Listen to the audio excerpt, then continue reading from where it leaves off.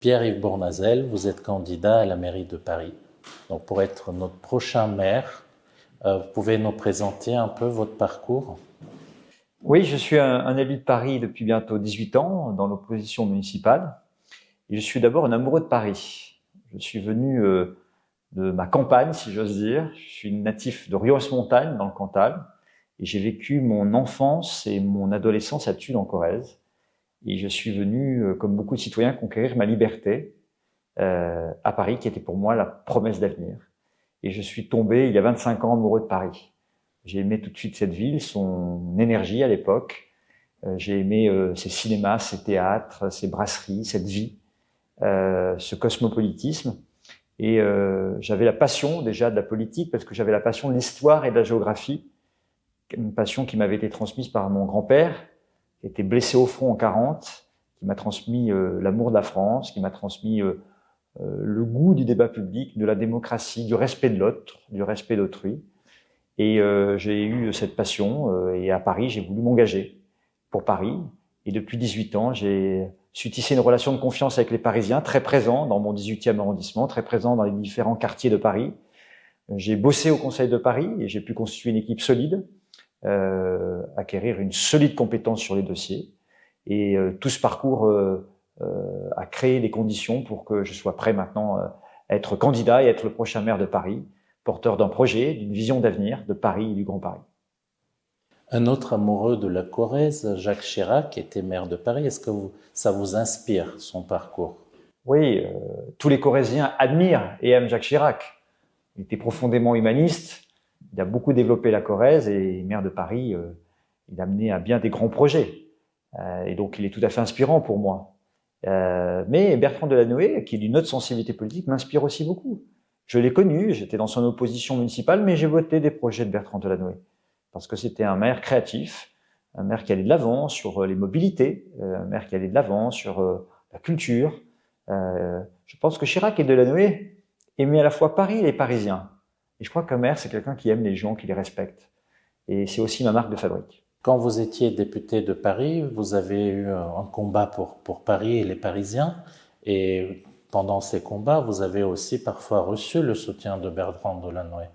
Oui, c'est vrai, Bertrand Delanoë m'a apporté son soutien lorsque j'étais candidat aux élections législatives dans la 18e circonscription de Paris. J'ai été un député très actif pour défendre les intérêts des Parisiens et de Paris. J'ai obtenu notamment la création d'une police municipale en modifiant la loi. Je me suis battu contre la contrefaçon, contre le blanchiment d'argent, pour le soutien aussi à la culture, à la création, le soutien à l'école. J'ai porté le dispositif de dédoublement des classes pour les jeunes de CP, de CE1. Et donc oui, effectivement, j'ai reçu à cette occasion-là le soutien d'hommes et de femmes venus de sensibilités différentes, dont celui de Bertrand Delanoë. Paris est une grande ville où il y a quand même pas mal d'insécurité parfois, et vous avez parlé de cette police municipale. Or, comment voyez-vous cette police municipale dans un avenir proche? Est-ce qu'elle devra être armée? Est-ce qu'il faut renforcer les effectifs? Oui, on a permis la création d'une police municipale en modifiant la loi, mais je regrette que la maire de Paris et son équipe n'aient pas fait une véritable police municipale.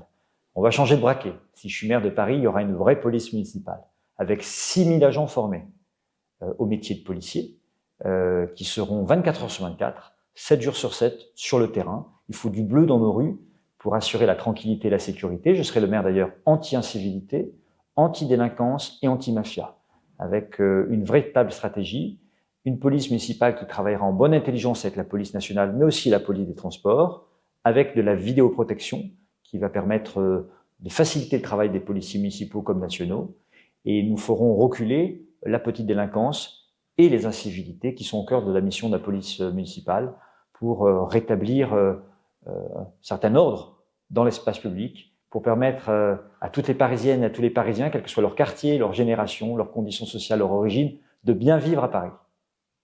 Est-ce que vous êtes inspiré par un autre exemple de police municipale en France ou à l'étranger? Oh bon, on a un temps de retard. Il y a des métropoles françaises et européennes qui ont avancé depuis longtemps sur la police municipale, des mairies de gauche comme de droite. Donc je serai le maire qui produira de la tranquillité et de la sécurité en mettant en œuvre une vraie police municipale avec des objectifs très clairs et une police municipale sur le terrain 24 heures sur 24, donc dissuasive, parce qu'on la verra, et réactive pour lutter contre les incivilités, la petite délinquance qui mine le quotidien de nombreux Parisiens. Il y a certains quartiers de Paris qui ont été presque abandonnés par la municipalité actuelle.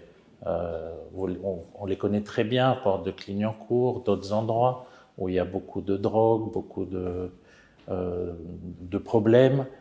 Comment vous allez traiter ça? Alors c'est vrai que Paris est touché par des problèmes de sécurité, des problèmes de tranquillité. Et c'est vrai dans le nord-est de Paris que je connais très bien, où on a laissé faire ce qu'on n'aurait pas dû accepter. Et je vais porter un grand plan d'urgence pour le nord-est de Paris. Mais du Champ de Mars au nord-est de Paris, il y a des problèmes, hein. Le Champ de Mars, il n'est pas tenu aujourd'hui, dans le 7e arrondissement. Dans le nord-est de Paris, on le voit aussi, l'occupation illégale du domaine public, les violences, l'espace public qui est saturé, les ventes illégales, le blanchiment d'argent pour le rachat de beaux commerciaux. Stop, ça suffit. Je serai un maire qui saura tenir sa ville, fixer des objectifs, travailler avec la préfecture de police, travailler avec la police municipale comme nationale, comme les transports, pour obtenir des résultats, pour faire reculer les incivilités, faire reculer la délinquance, faire reculer les mafias à Paris, pour que chacun se sente bien dans sa ville et puisse aller et venir en toute tranquillité et en toute sécurité. On voit aussi pas mal de tentes, de personnes issues de l'immigration et autres, et de SDF. Comment vous allez gérer ce problème? Alors, dans la rue, il y a malheureusement des femmes, des hommes et même des enfants. Et c'est très grave. Et comme citoyen, je suis heurté et comme candidat à la mairie de Paris, je veux agir. J'ai bossé avec des équipes, des experts, des associations. Et ma priorité, c'est sortir les enfants de la rue. Parce qu'ils sont vulnérables. Ils peuvent être pris en main par des mafias, proxénétisme, drogue. Et cela est insupportable. Donc, je propose de racheter les hôtels économiques une étoile, qui aujourd'hui ne sont pas aux normes, de les remettre aux normes et en faire de véritables hôtels sociaux que je déléguerai à des associations reconnues pour permettre d'avoir du logement en toit pour des personnes qui sont aujourd'hui dans la rue, mais de les accompagner aussi sur le plan de leur réinsertion sociale, leur apprendre à refaire de la cuisine, reprendre à trouver une formation, un emploi, grâce au dispositif Premières Heures qui leur permet de commencer un nouveau travail, de se réinsérer progressivement dans la vie, car ils sont souvent désociabilisés et qu'il faut agir pour, de manière humaine pour les sortir de cette spirale infernale et assurer la tranquillité des riverains. Et concernant l'immigration, comment vous allez gérer les problèmes? Il y a beaucoup d'immigrés clandestins aussi dans les rues de Paris. Alors ça, c'est une compétence qui appartient à l'État et je demanderai à l'État de faire respecter la loi. Ceux qui ont vocation à rester sur notre territoire doivent être intégrés par des dispositifs de protection, et notamment d'apprentissage de la langue, l'apprentissage aussi de notre culture, de nos valeurs républicaines. Et celles et ceux qui n'ont pas vocation à rester sur le territoire, eh bien, doivent être reconduits dans leur pays. Mais le temps que ces personnes sont sur notre territoire, il faut les protéger. C'est la dignité de Paris, c'est notre humanisme, et c'est régler aussi les problèmes des riverains qui subissent souvent l'installation de tentes dans des rues qui peuvent poser des problèmes de tranquillité, et surtout se greffent sur les personnes qui sont vulnérables et dans la rue, des réseaux et des mafias, proxénétisme, trafic de drogue. Et si le crack est revenu à Paris, c'est parce qu'on a laissé faire. On a laissé prospérer ces personnes dans la rue, vulnérables, abandonnées, et on a laissé donc prospérer les trafics. Eh bien, quand on aime sa ville, on s'en occupe. Et il faut la tenir. Et il faut, sur ses compétences, agir. Moi, je pourrais agir sur des hôtels sociaux pour les personnes qui sont aujourd'hui dans la rue, notamment les femmes et les enfants, pour les sortir de cette spirale-là. À l'État de s'occuper aussi des personnes qui sont vulnérables et qui sont des personnes notamment réfugiées dont il faut s'occuper. Si elles ont vocation, encore une fois, à rester sur le territoire national, parce que le droit dit qu'elles ont vocation à rester sur le territoire national, il faut s'en occuper en les intégrant socialement, économiquement, culturellement. Et si elles n'ont pas vocation à rester, il faut faire appliquer là aussi le droit et les reconduire dans leur pays d'origine. Et je crois que c'est par une politique d'humanité et de fermeté équilibrée qu'on va pouvoir régler les problèmes, plutôt que d'avoir des antagonismes qui font que depuis 20 ans, chacun se renvoie la responsabilité et rien n'avance. Paris doit être une ville tenue, respectée, une ville dans laquelle où chacun peut se sentir bien au quotidien. Et c'est vrai que quand on voit dans beaucoup de quartiers de Paris un certain nombre de personnes vivent dans des conditions inhumaines. On est choqué, on se dit qu'on ne prend pas soin de ces personnes-là, et en même temps on se dit comment les riverains peuvent vivre comme ça au quotidien avec les problèmes que ça peut générer. Donc il est urgent de mettre en place des politiques publiques qui marchent, qui fonctionnent, et qui font que l'impuissance publique se transforme en puissance publique avec un service qui marche. On dit que Paris est la plus belle ville du monde, mais c'est devenu aussi une des villes les plus sales au monde. Et ça exaspère les Parisiens, ça perturbe aussi les touristes quand ils viennent, ils disent « Non, mais je croyais que Paris était une ville propre et on croyait qu'elle était mieux tenue. » Alors qu'est-ce que vous allez faire pour ces problèmes d'insalubrité? Paris est la plus belle ville du monde et nous en sommes fiers. Simplement, Paris est sale et c'est une honte. C'est une honte pour les Parisiens au quotidien, c'est une honte pour l'image de Paris. Et donc on va agir. Ce qui marche, c'est confier au privé la collecte et le nettoiement des rues. Ça marche à Stockholm, ça marche à Londres, ça marche à Amsterdam, qui sont des villes écolo et social-démocrates. Donc c'est pas par idéologie que je veux le faire. C'est parce qu'il faut des rues plus propres. Et on va nettoyer davantage grâce au privé. Et en plus, on va faire des économies. Et ces économies, de l'ordre à peu près de 130 millions d'euros, je vais les réaffecter à l'amélioration des conditions de travail des agents, en leur donnant des autolaveuses, en leur donnant non plus des pinces pour ramasser les papiers ou les mégots, mais des aspirateurs. Je mettrai en place des poubelles anti-rats. Je ferai appel à l'intelligence artificielle, notamment pour des caméras sur les bennes pour optimiser le ramassage des ordures. Je vais mettre en place des robots qui vont faire le tri automatique des emballages et des papiers. Bref, avec nous, ça va marcher. Je vais y ajouter une brigade spécialisée de la police municipale qui pourra sanctionner et verbaliser les citoyens et les entreprises inciviques. Je mettrai en place un grand plan d'éducation au respect de l'environnement et enfin des travaux d'intérêt général. Tu salis, tu nettoies. Avec nous, Paris sera propre. Concernant l'IA, vous avez abordé, là pour la propreté de Paris, c'est bien d'utiliser l'IA. Comment voyez-vous la ville de Paris du futur, justement, en utilisant l'IA? On va faire l'IA, une intelligence artificielle éthique.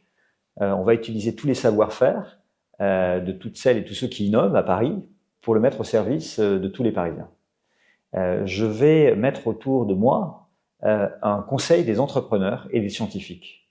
Ce conseil des entrepreneurs et des scientifiques pourra conseiller le maire et son équipe municipale, pourra donner des avis, participer à des études d'impact, expérimenter de nouvelles politiques publiques, utiliser l'intelligence artificielle éthique et en même temps évaluer le travail.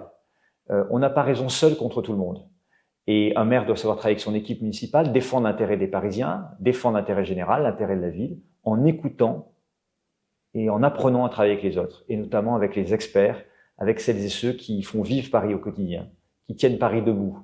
Les PME, les TPE, les artisans, les commerçants, les artistes, toutes celles et tous ceux qui participent à la vie de Paris. Et ça me paraît fondamental de s'appuyer sur les scientifiques et sur les entrepreneurs pour faire avancer notre ville. Concernant justement les PME, les petits commerçants qui font la vie dans la ville, qui attirent le monde, les touristes, comment on peut soutenir leur activité? Et est-ce qu'aujourd'hui, ils ne sont pas un peu en difficulté? Je soutiens le commerce de proximité. Le commerce de proximité, c'est l'âme de Paris. C'est notre art de vivre. Et je veux un commerce de proximité de qualité, notamment alimentaire ou à vocation culturelle. Et je vais les soutenir. D'abord parce que je veux les associer à notre politique. Ils seront écoutés et respectés. Ensuite, parce que je n'hésiterai pas à préempter des baux commerciaux dans certains quartiers pour relancer l'activité économique, plutôt que de voir des rideaux fermés ou voir du blanchiment d'argent, racheter des baux commerciaux où personne ne travaille et qui créent un commerce illégal à Paris, notamment dans le nord-est de Paris, mais ça se diffuse un peu partout aujourd'hui. Je vais protéger nos librairies indépendantes et nos cinémas d'art et d'essai. Je les protégerai dans le plan local d'urbanisme. Quand un propriétaire achètera un immeuble, il ne pourra pas changer la destination commerciale d'une librairie ou d'un cinéma. Et donc, on a une politique publique proactive en la matière. Et puis, on va faire confiance à l'initiative privée. On va l'encourager, on va la soutenir, on va travailler avec les investisseurs pour redonner du dynamisme et de l'attractivité à Paris. Et je vais proposer de donner la priorité d'accès au logement de la ville, au logement social de la ville, aux femmes et aux hommes qui travaillent à Paris. pour que notre ville soit plus attractive et plus dynamique.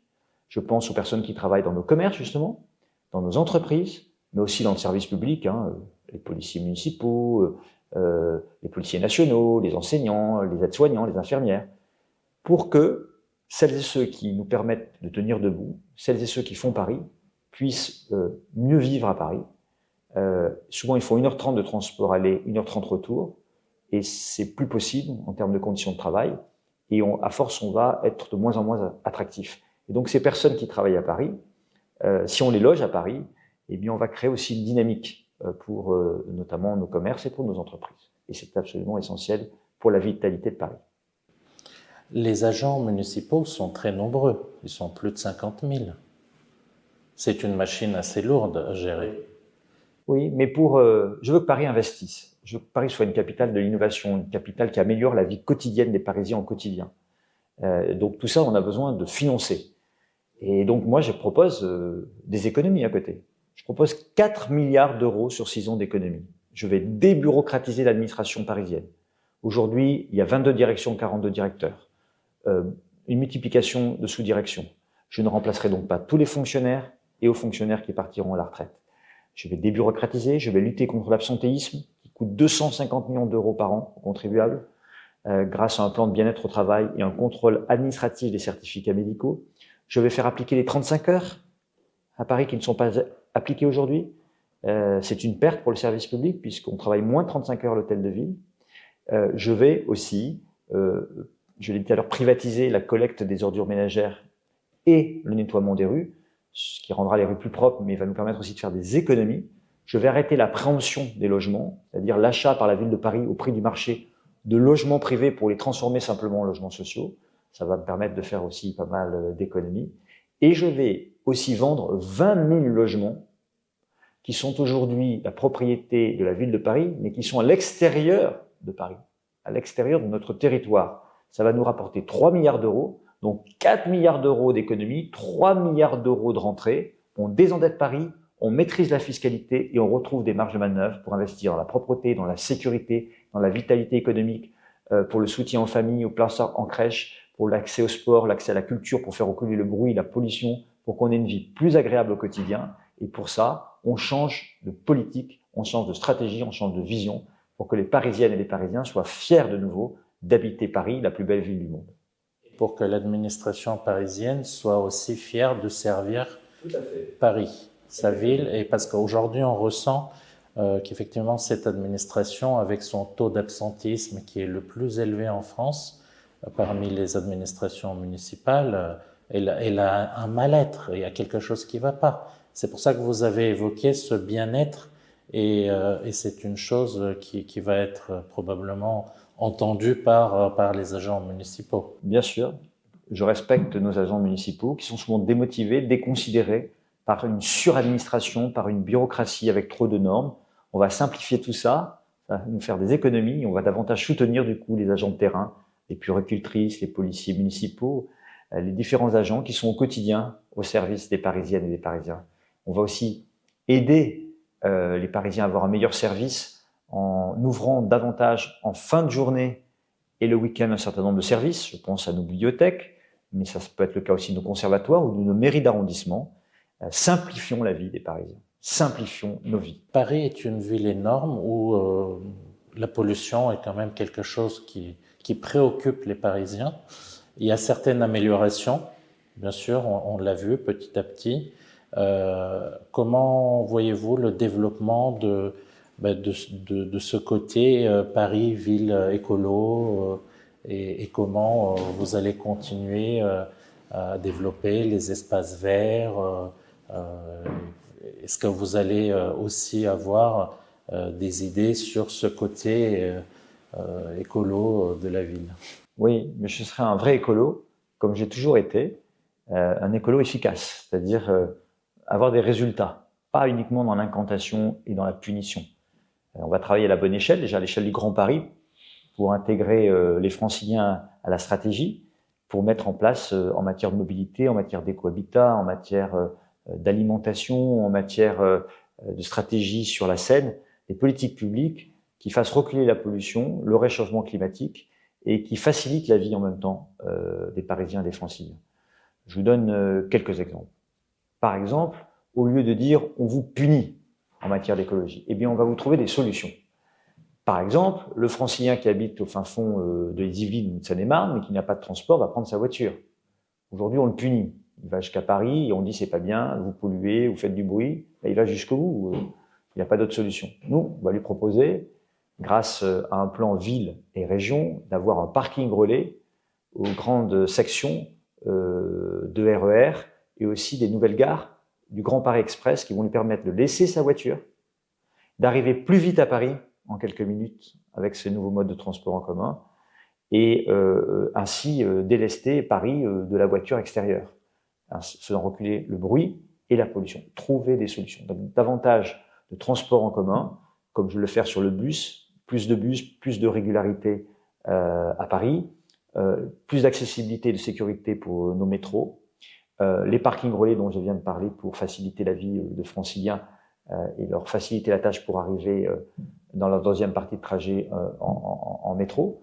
Je vais faire de la rénovation énergétique aussi. Grâce aux économies réalisées, je vais investir dans la rénovation thermique, notamment pour tout le logement social. Et avec la politique que je vais produire, on aura rénové l'ensemble du parc social en 2035. Or, aujourd'hui, la majorité qui se dit écolo ne le fera qu'en 2060. Et je vais aider les copropriétés les plus modestes à faire leur rénovation thermique pour permettre aux logements qui sont aujourd'hui G et F, qui d'ici 2028 vont sortir du marché locatif, d'y revenir, de remettre 18 000 logements au service des Parisiens avec la rénovation thermique, moins de pollution et des factures énergétiques qui vont baisser. Donc c'est gagnant-gagnant.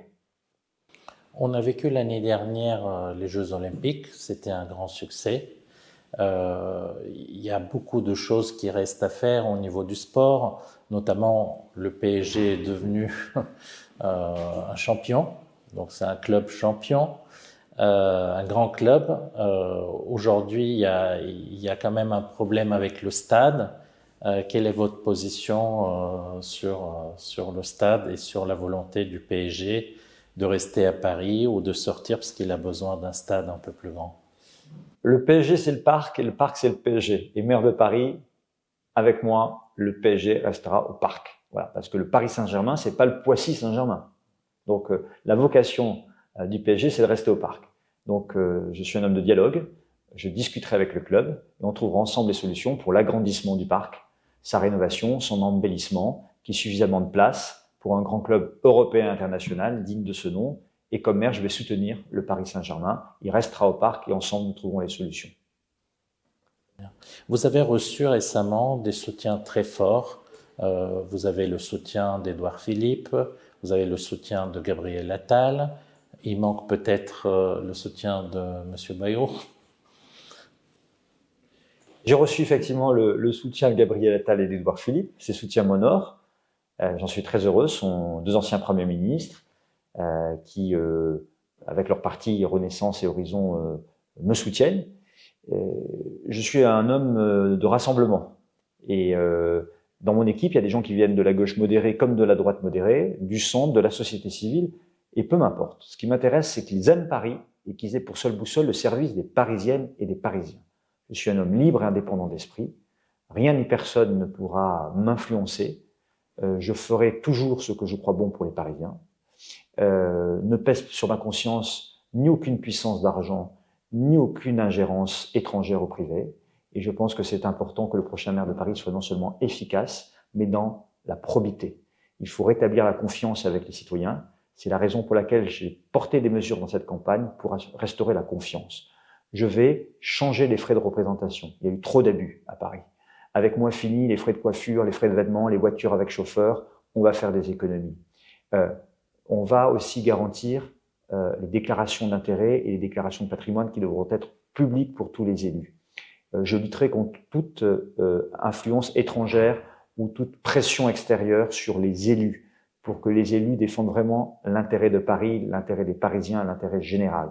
C'est pour ça que je vous dis efficacité et probité. Parce que si on est efficace, si on amène des solutions sur la vie quotidienne et si on est dans la confiance grâce à la probité des élus, alors on fera reculer l'extrémisme politique et le populisme.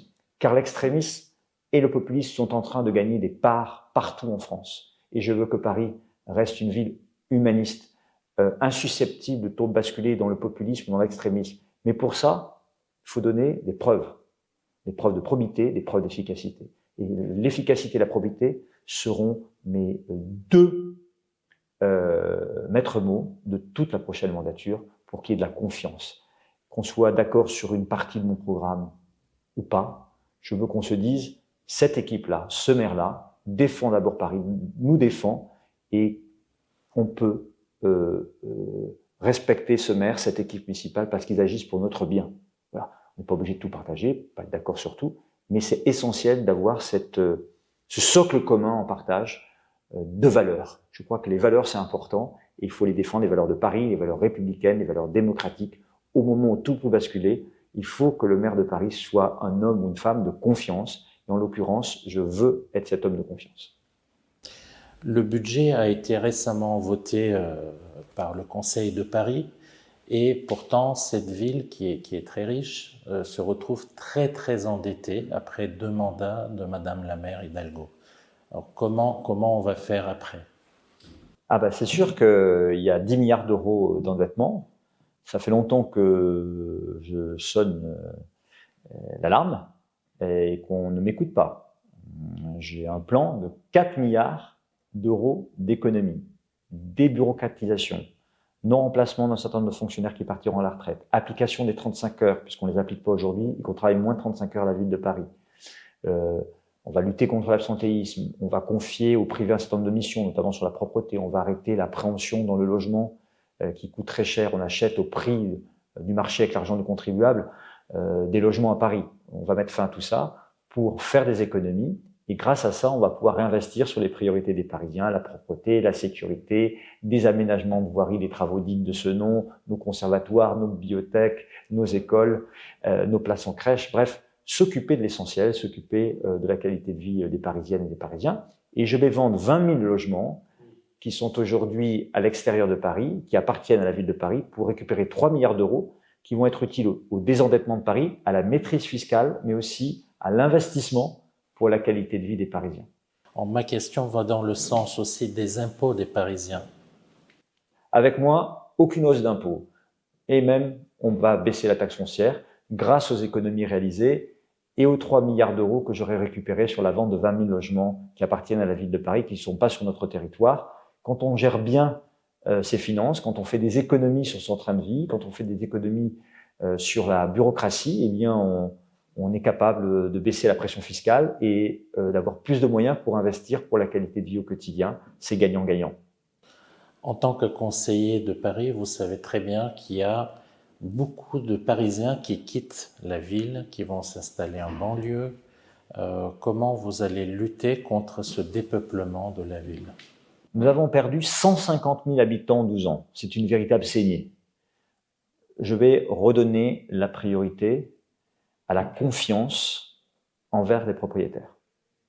Je dis aux propriétaires, si vous remettez votre bien sur le marché, je vais vous faire bénéficier du PAC 100% garantie paiement des loyers.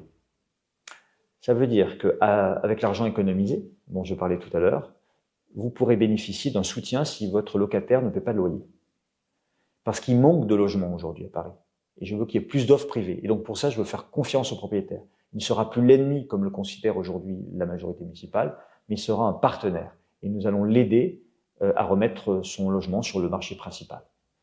Je vais aussi produire davantage de logements pour notamment les étudiants, les apprentis et les jeunes actifs, en aménageant notamment de nouveaux écoquartiers dans le nord-est de Paris, là où il y a encore du foncier.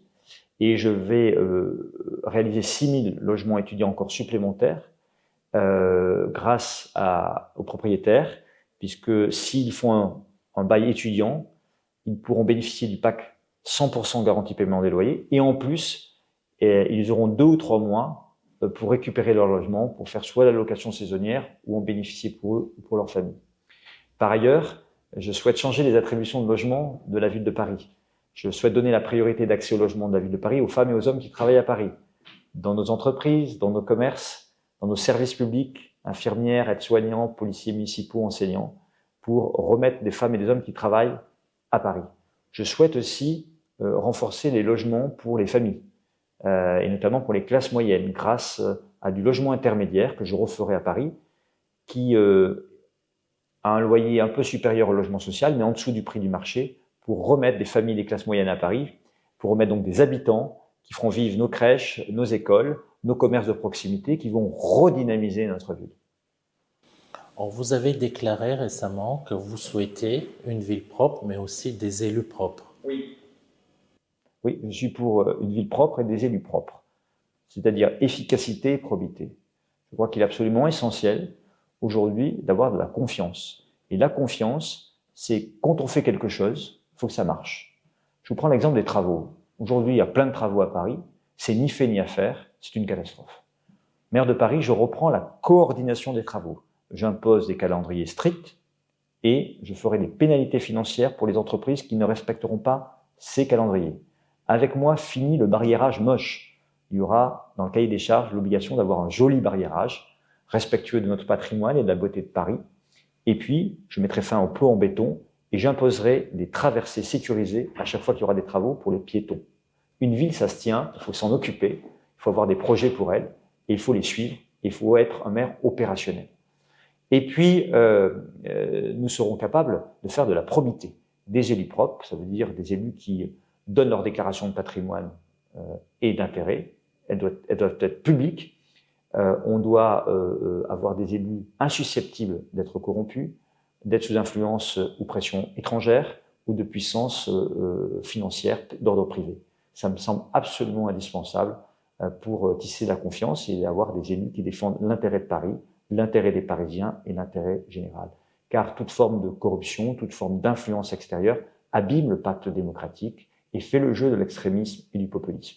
Et je serai un rempart contre l'extrémisme et le populisme parce que mes valeurs, ce sont les valeurs de Paris, ce sont les valeurs républicaines et démocratiques auxquelles je suis profondément attaché et je crois une large majorité de Parisiennes et de Parisiens qui ne le laisseront pas faire. En quelques mots, Paris, ville du futur. La ville du futur, Paris, c'est une ville plus agréable à vivre au quotidien, plus adaptée aux familles, aux classes moyennes, avec des logements adaptés, une offre culturelle et sportive adaptée à toutes et à tous, moins de bruit et de pollution, de la mobilité plus facile pour toute personne, qu'elle soit âgée, connaissant un handicap ou autre. Une ville où on a envie d'entreprendre, d'inventer, d'innover, qu'on soit artiste, commerçant, entrepreneur d'une PME ou d'une plus grande, start-upper, une ville où il fait bon vivre. Il faut que Paris ait de nouveau un temps d'avance. Et il n'y a pas de fatalité de résignation à laisser deux clans qui se partagent le pouvoir depuis 50 ans. 24 ans de RPR, 25 ans de PS, ils se sont partagés le pouvoir à Paris. Aujourd'hui, ils sont à bout de souffle. Ceux qui sont en place depuis 25 ans veulent conserver le pouvoir comme si Paris s'héritait. Et les autres voudraient un retour en arrière à d'avant 2001 dans une logique de revanche. Ces deux clans sont à bout de souffle. Les Parisiens méritent un autre choix. C'est celui que je porte, c'est celui que j'incarne. Et ce projet, cette équipe, est au service des Parisiennes et des Parisiens et va leur permettre librement de choisir leur avenir.